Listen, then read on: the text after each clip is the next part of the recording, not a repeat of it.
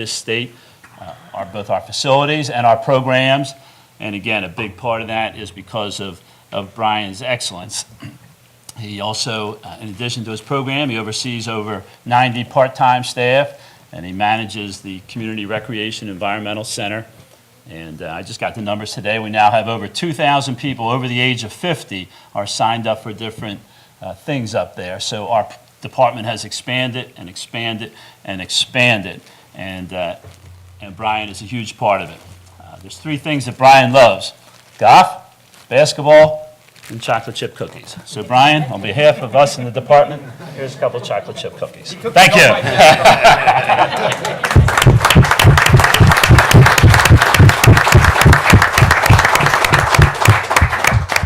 And he sat on it too, but so nice and warm for you. But you know, the township, a township such as ours, cannot grow and expand without dedicated employees, and we have many dedicated employees. But Brian, in his 25 years, has shown that he really cares about the community. He cares about the children. He cares about the seniors, and without him, we wouldn't have had a lot of success. So I want to read this proclamation. This is a small little proclamation here for Brian Barrett, in appreciation of 25 years of dedicated and outstanding service to the community and residents of Haverford Township, presented by the Board of Commissioners, October 15, 2013.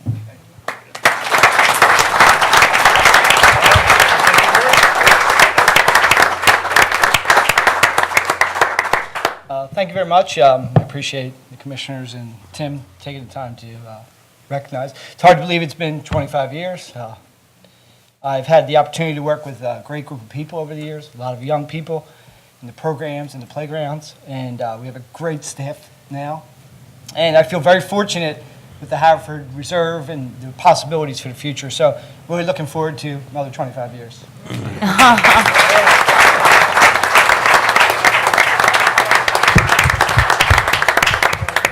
Got to work with Brian very closely on the CREC and things like that, and I was just, it's just amazing what he does. It's just amazing. I'm dumbfounded by his work and his dedication, and thank you so much. Thank you.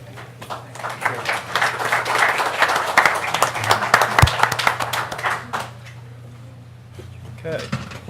That's all right. Our next proclamation is Andy Tucker.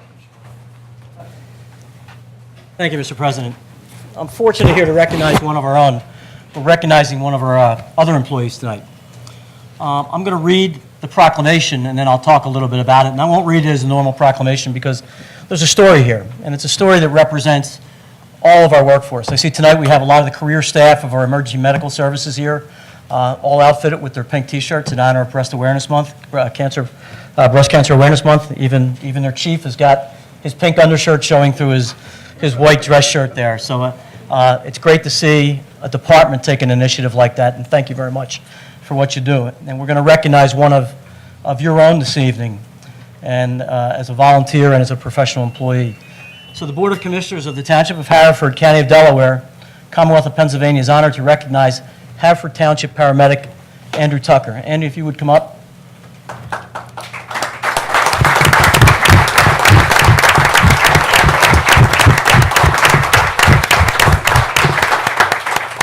A little bit about the story. On Sunday, September the 15th, 2013, about 8:15 in the morning, off-duty paramedic Andy Tucker was driving down Vermont Road with his fiancee, his son, and his future stepson, I guess. And they noticed that at 1448 Vermont Road, there was black smoke showing from the rear of the residence. So at this time, Andy stopped his vehicle. First, he notified the fire department. And Andy was also a volunteer, firefighter, and coordinator of the cadet program at Broomall Fire Company, then went down to business. Put together all of his outstanding skills that he's learned over the years as a volunteer and as a professional paramedic. He banged on the front door to wake up the Schwartz family and secured their safety first. He did what all the firemen are trained to do: get the people out. We don't like to fight fires if people are in there. We want to go get the victims out. We can always rebuild property. So he did what I call the brave thing: knocking on the door, banging to make sure. His training showed him that there were cars in the driveway, so you realized people were home. He did what we all hoped anyone would do for us: is bang on the door, get them out. He then proceeded to take a fire extinguisher and went to the back of the house to find an extremely large fire in the screened-in porch in the back. And he made repeated attempts to knock down the fire. I'm also going to mention that his son is a cadet. Andy's the runs the cadet program at Broomall Fire Company, which is a program designed to teach young people, probably 13 to 15 years old, who are too young to be volunteers, the intrinsics of firefighting, to get them working at the firehouse, to do a lot of those tasks, to get them to develop that love which goes in your blood as a volunteer fireman. So his son and your fiance with you, fiance Maria Price, who's a emergency medical technician, as well as her son Nicholas, who's a firefighter at Broomall, and then your son Andrew, who's a cadet in the Broomall Cadet Program. So the whole team went into action. It was kudos to the Broomall Fire Company for the training that they've done, and give Andy the extra hands that were there. So the Board of Commissioners is proud to honor and believes that Andrew Tucker went above and beyond the call of duty, utilizing his training from the Haverford Township Paramedic Program, but also the Broomall Fire Company, to safely perform this rescue. And we proclaim this 15th day of October by the Haverford Township Board of Commissioners, Mario Oliva, President. So Andrew, thank you very much.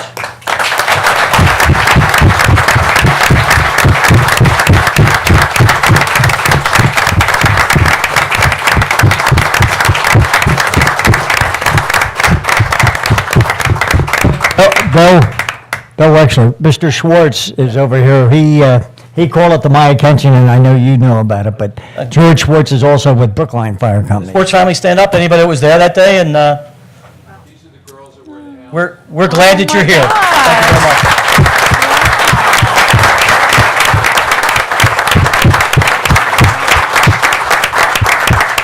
much. Especially gratifying to see that Mr. Schwartz Sr. is a volunteer at you're at the Brookline Fire Company. So not only did we rescue a resident, but he rescued one of our own, a fellow volunteer's family. It just shows you that what a great thing, and we have these volunteers to thank that are there every day watching out for us, as you are and your family knows, from you running out for many dinners and Thanksgivings, Christmas mornings, and oven fires, and good thing on the holidays. So Andy, thank you. Thank you to Maria, Andrew, and Nicholas as well. If they would stand up.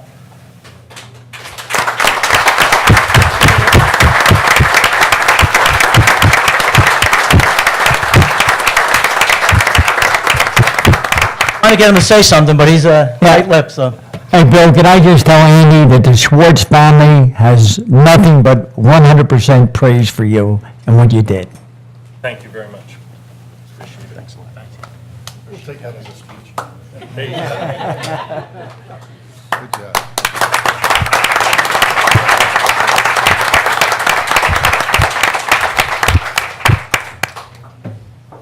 Okay, you guys would like to go? You're free to go. Open up some seating. Fine, thanks for everything. Jonathan, if you'd like to do the Township Auditor update. Got the call first thing and shouted over it. This next one, the same. No. Okay, I'm up next then. Yeah.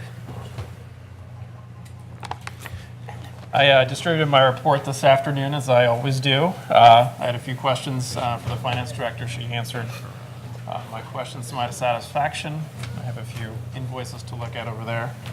If anybody has any questions, I will take them now. If not, you're free to follow up with me after the program. Seeing none, that's all I have. Thank you. All right, thank you. The committees, Jim, would you? Committee reports?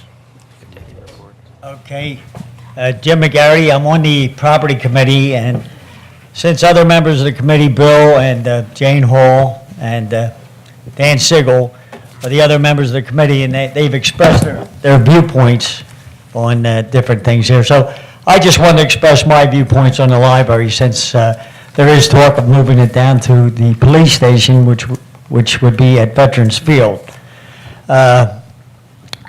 Of the Property Committee, and we, as the commissioners, prioritized what we felt was most important buildings that we were in need of for new facilities. Okay, number one, Public Works garage, mainly because the men there have been working year after year outside because the building is inadequate, so that was number one.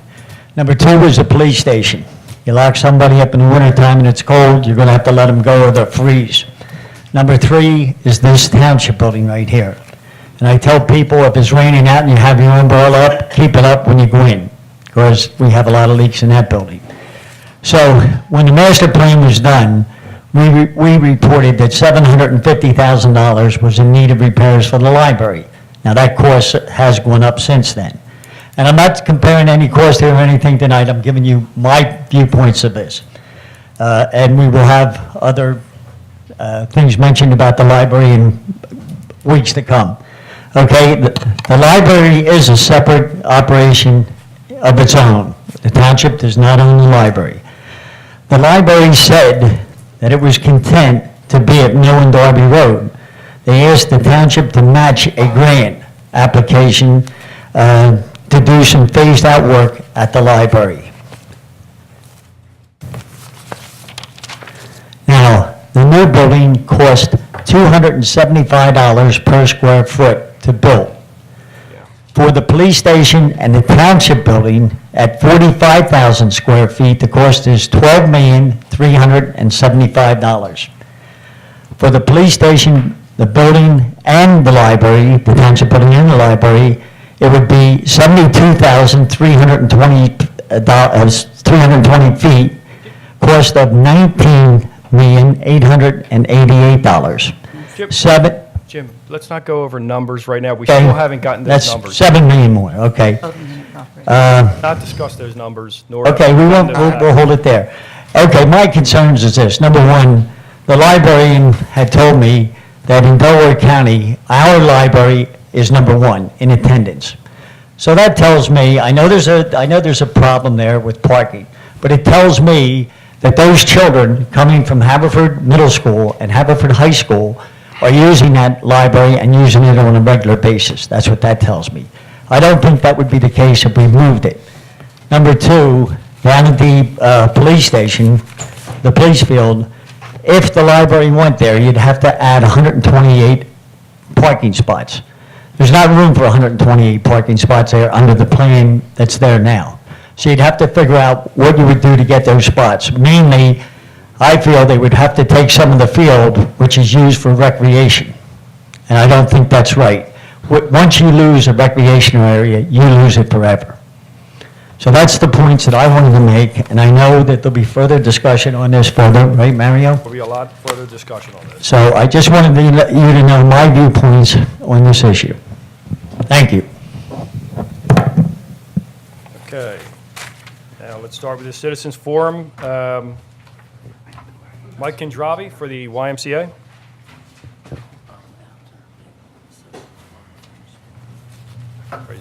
Registered speakers, I'm sorry. What's this guy's name? Good evening, everyone. My name is Mike Kondravi. I am here on behalf of the Haverford Township Area YMCA and its Board of Directors. The Y would like to thank everyone that has helped us create a fantastic new facility.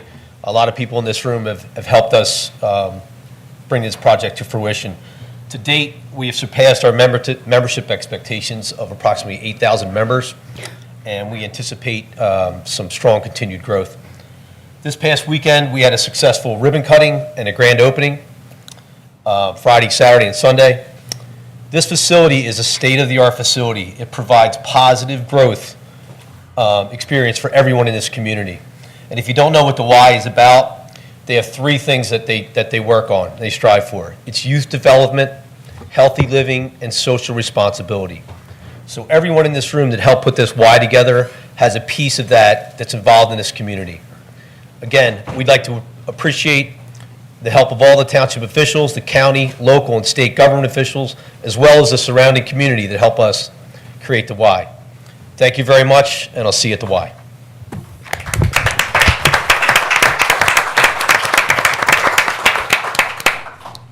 Joan Graves.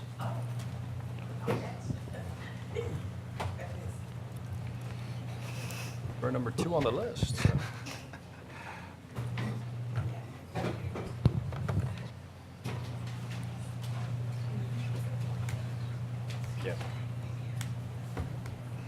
want to remind everybody you have 3 minutes.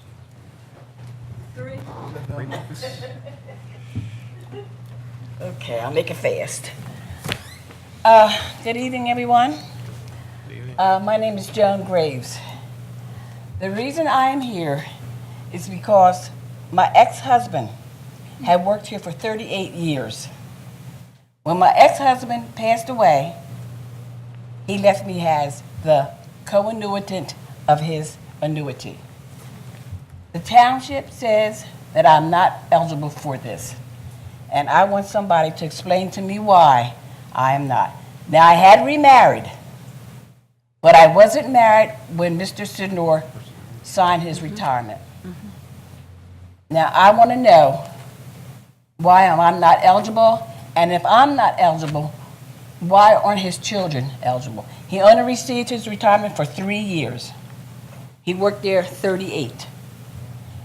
I want to know if there was any refunds that they were entitled to, or exactly what happened with the money that he gave to the Haverford Township. I want to say that I want to ask if instead of it being a, what do you call it? Is it, what was that, Shirley? The contract, the new policy. Is it converted into an annuity, like a 403B? That's what I also want to know. Because I read in 1993, it was the old plan was terminated and converted into a 403B. Now I would like to know what exactly happened to the money. That's all. If someone could tell me something about the policy or something. I have the form here that was sent to me by Mary Ann. On the form states that I am the co-annuitant. Now, when I called Travelers Insurance Company about it, they told me that they did not have this same paper. They had a paper that stated there was no benefit payable after his death. Now, if he signed this, why wasn't this paper given to the Travelers Agency? That's what I want to know, which prevented me from getting the money, or even more so, his children. He has 3 children, and not one person got anything. And I just want to know if he had made these plans or had put this out on his retirement notification form. Why was it changed? And I want to know who changed it. Okay. We'll Okay. we go through all the speakers and we answer all the questions, okay? Okay. All right? Thank you. And Thank the you. next speaker is Jean Angel.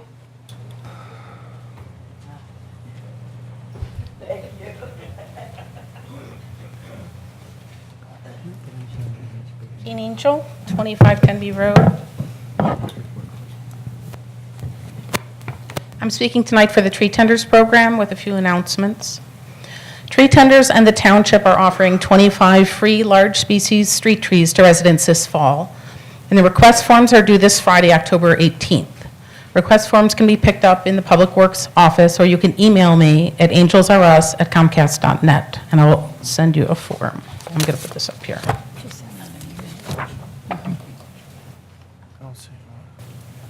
Trees offered this fall are chestnut, oak, willow oak, tulip, poplar, and they will be planted by Tree Tenders on Sunday, October 27th. We will be planting an additional 30 trees in township parks and other public spaces on Saturday, November 23rd, and Sunday, November 24th. The tree planting events are very fun, as several people here can attest to, including Tree Tenders, Mario Oliva, and Chris Connell, as well as Jane Hall, who's been to our tree planting events. Anyone interested in participating this fall should email me.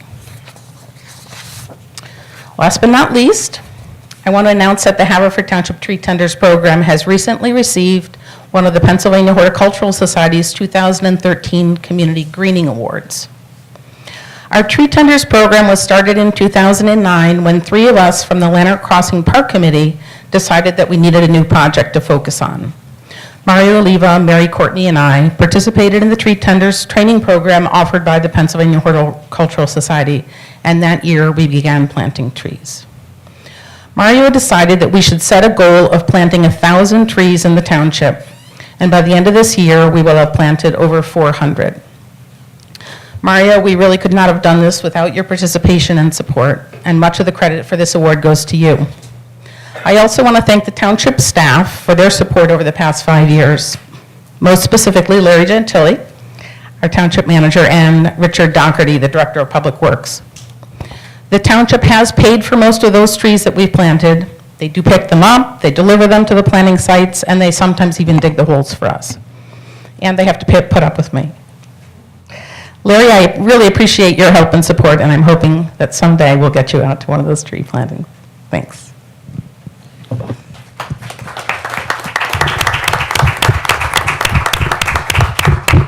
Jane? Sherry Forrest, you grew up? The library? How you doing? Sorry about that name, it is a mouthful. Yeah, no, it says Cheryl here, but your name is not Cheryl. Yeah. So I looked at it and made me, okay, go ahead. I'm Cheryl Forsty Grapp. I live at 107 Landaff Road in Ward 2, and I am here to speak on behalf of the library. The library is a place that, it's a place that really belongs to everybody. 60% of the residents have a library card. That is really a remarkable number. It's the highest in Delaware County. And then when you think about it, we have 225,000 people who go to our library in a single year. That's almost 250,000 people walking through the doors of this building that, yes, it only has 17 parking spots, yes. The building's old, yes. It needs renovation, yes. But it's still the center of our town. So many people go there for so many different reasons. And when you do the calculation, that means that every resident, on average, would go to the library 4 times a year. There's no other institution in our township, I personally believe, that reaches out to as many different people as the library. And when I was listening to our Reverend give the opening prayer today, he said, why is something good for all of us? He wanted us to think about that. And I can't think of any other institution that is part of our community that is good for everyone, no matter who they are, what age they are, where they are in their stage in life, what their educational level is. It's good for all of us. The other thing that struck me when I was listening to everything was when the county business district was making their presentation, they were talking about things like if we wanted to improve our workforce, we needed to improve basic skills. Mm-hmm. The library is a place to improve basic skills in literacy, in writing, in computer skills, in financial literacy. It teaches all of us so many different things. And so it would be a seminal part of our county moving forward as a business center, as a hub. They also talk about branding, how we can brand Haverford Township, and the library could be a really key portion of branding Haverford Township as a place of great education, where people are really invested in their community and each other and learning and growing economically, intellectually, socially, civically.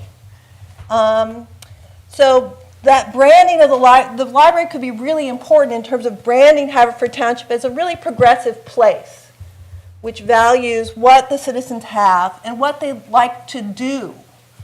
It's pretty incredible when you think about it, how many people come to our library for learning.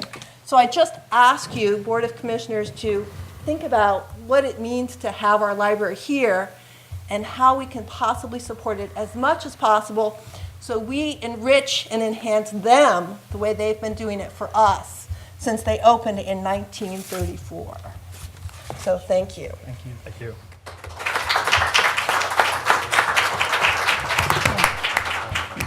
Stacey O'Leary?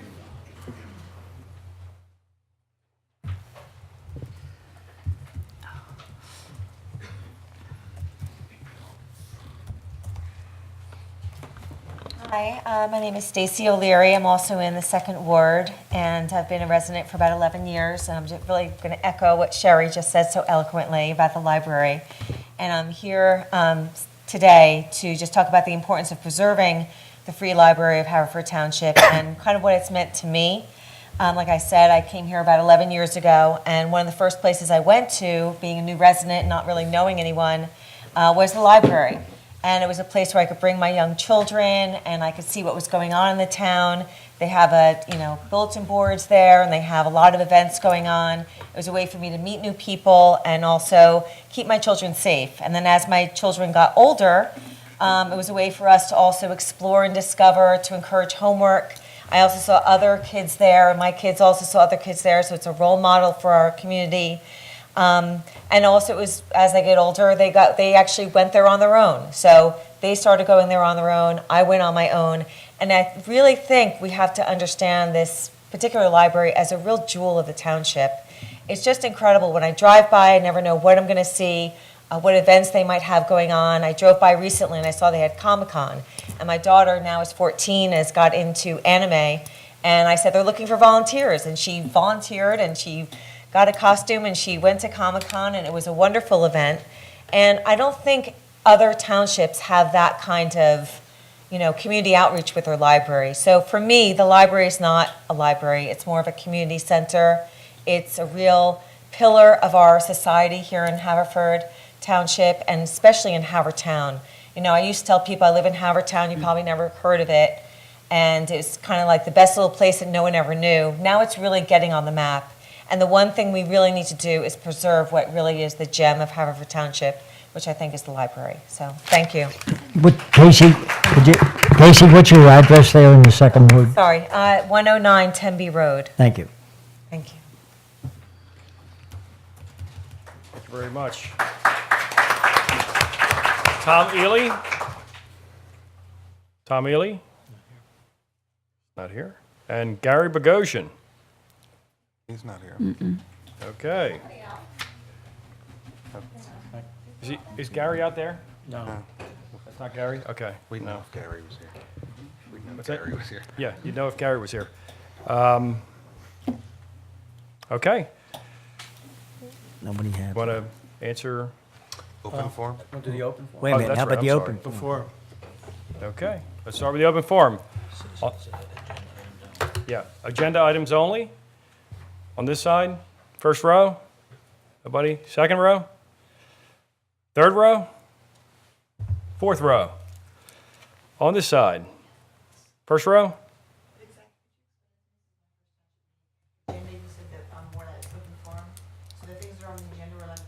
Yes. Like the Upland Road speed bumps? You can. You can.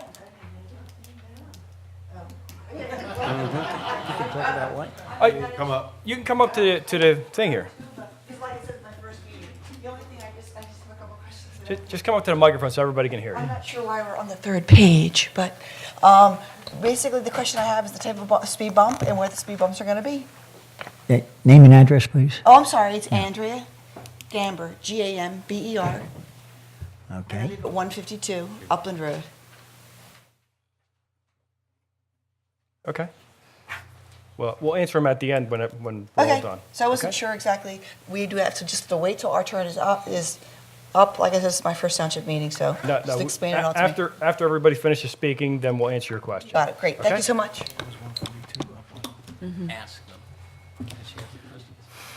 Yes, go ahead. First row, Just wants to know where the bumps are going to be. second row, third row, fourth row. Okay. Moving on, now we can answer the questions. Larry? Okay, Mrs. Graves, right? Ms. Graves, I apologize. We're going to have our solicitor look into this. It's a personnel issue, and we're not permitted to discuss personnel issues. Well, I was thinking that was. What I will do for you is I'll actually investigate the claim. I'll have go through some of the facts you talked about, get the paperwork, and again, this goes well beyond my time. Okay. But I'll have our solicitor have a response to you hopefully within 30 days. Okay, thank you so You're much. welcome. I appreciate your help. Okay. And you want to have Dave talk about the speed humps? Yeah, Dave, can you explain the answer to the young lady's question regarding the speed hump? The speed hump in general? She wants to know how large they are and the placement on the street. This is Upland? Yes, 100 block of Upland. All right, well, we have what's called a speed hump ordinance. And the state of Pennsylvania defines the characteristics of what a speed hump, the dimensions of what a speed hump will be. So if you look, the best example I give you, if you've been up and down Steel Road through the golf course, there's 2 speed humps on Steel Road and the golf course. Those are the type of speed humps that we would talk about installing on a township street. And what we look at when we locate those is we look for driveway entrances because you can't put them near driveways, and we look for drainage issues, and that's why they pull about 3 or 4 feet off the edge of the road. But that configuration where they ramp up at 1 or 2%, plateau about 15 feet, and then down at 1 or 2% is the configuration you'll see for the speed hump. They're striped coming into them, a little bit of signage.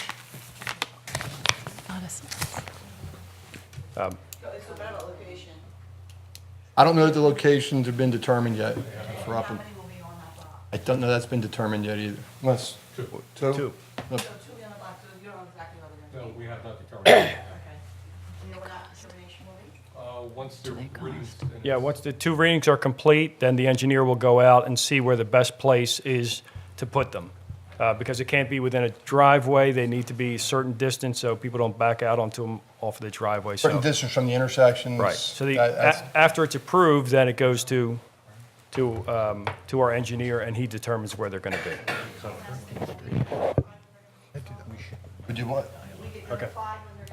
Typically we do, right? Yeah. I mean, typically we'll notify somebody before they get installed. I don't know if these will be installed ahead of the road program or with the road program. I don't know if we've made that determination yet. Road programs get done in the spring. Okay, and can't go back and forth, okay? All right, moving on. Thank you.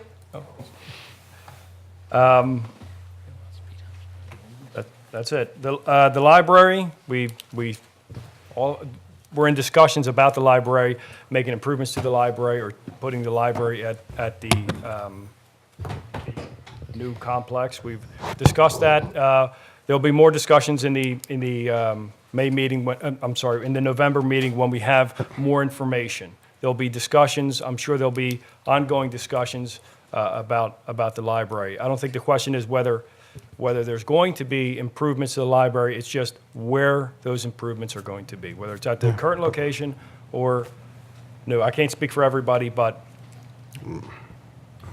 May I speak for the property committee? I think Dan can speak to it probably pretty well from the property committee. We didn't make a decision on improvements either. No, we haven't made any decisions. We haven't made any decision on No. improvements. We haven't made any decision on the library. I'm saying that, Right, we're going to, that the library needs work and that we're committed to the library. That's all. May I? Yes, speak go on ahead. I just want to clarify a couple things, just so that what we addressed last week is clear to the public. And a lot of what Commissioner McGarity said is absolutely correct. The priorities of the property committee have been, since I've been chair, which is multiple years, that first we replace the public works yard. That's being done.